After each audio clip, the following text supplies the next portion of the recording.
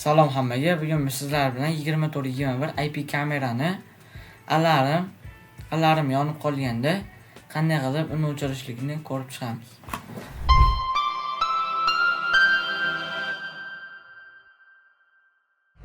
Hozir alarm ishlayapti.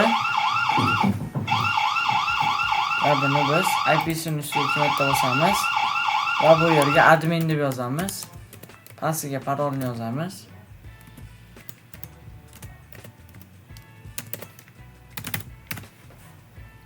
Va loginga bosib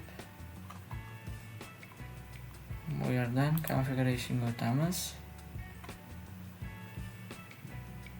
va eventga o'tamiz. Bu yerda eventdan basic eventda bir alarm bor. Mana shuni enable'ni o'chirib qo'yamiz va saqlanib qildik. Endi bitta harakatlanib ko'ramiz. Mana endi alarm ishlamayapti. Hammaga rahmat, sog' bo'linglar. Bizning kanallarimizni kuzatib borishni unutmanglar.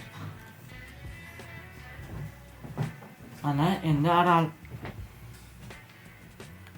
she'rga mashina kesib tashlaysiz.